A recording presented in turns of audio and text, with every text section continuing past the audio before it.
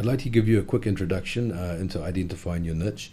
Now, for those of you who purchased my previous book that I published, you will already be up to speed with some of these methods and how I look for trends.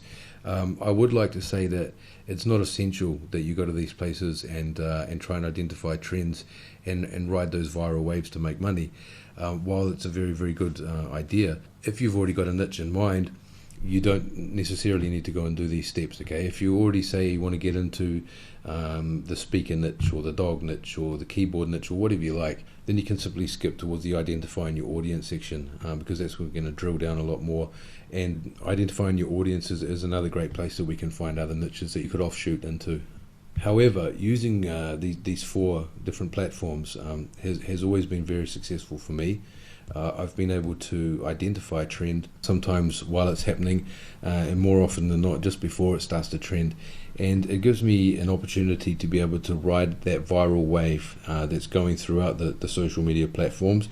And to give you an example, a hashtag that seems to be trending will give you an opportunity to be able to latch onto the hashtag. You know, hashtags are not ownable. For example, you could make hashtag Teespring today, and or it becomes viral tomorrow, and then somebody who wants to promote a Teespring product can use that same hashtag. Okay, they're not ownable. You don't own a hashtag. Whether it was you who first posted it, whether it was you who made it go viral, it's not yours. But at least you can latch onto it, and you can spot ones that are trending and latch onto those.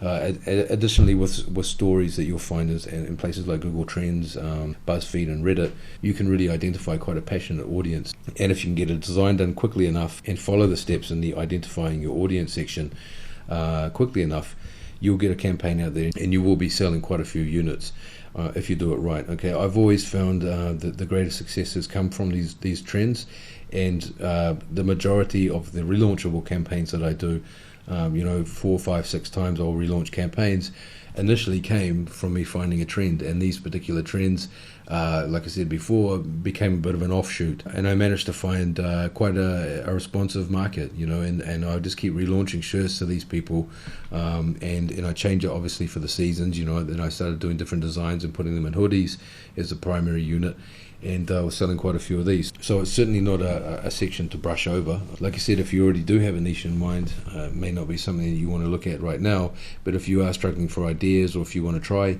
and get into the trend gigs, by all means follow the rest of the section. All right, now how often should you be checking?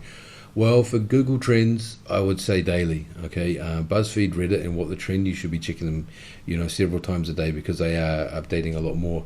And, if you are struggling to find a niche, stay on top of these things, just keep checking them and checking them and checking them. And with Google, you can sign up for keyword alerts, particular phrases and terms that you want to sign up for, you can get an alert straight to your mailbox. And it's up to you how you want to set those alerts up.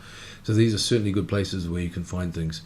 So ensure that if you are going to be implementing these strategies, that you are checking them every day. And in terms of best practices, I would like to reiterate that it's essential that you don't get into any copyright or trademark gigs, okay? You can't use movie stars' names, famous people, famous bands, television shows, movies. Even lyrics from songs are a bit of a grey area, so you need to be careful there. Don't use specific companies' brand names.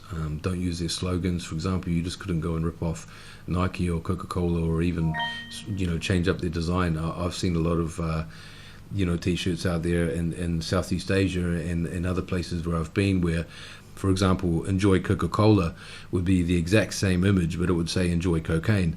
These guys can get away with it because they're selling it at a dodgy market, but you're not going to get away with that. Teespring will pull that campaign down. Don't even bother with that. You're just going to waste your time and money. So you're still going to need to have that creative element.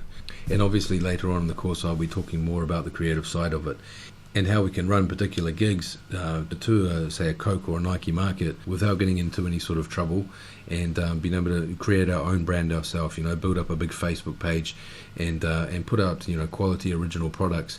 And even though they may be on a very hot trend, we're going to be steering right away from copyrights and trademarks.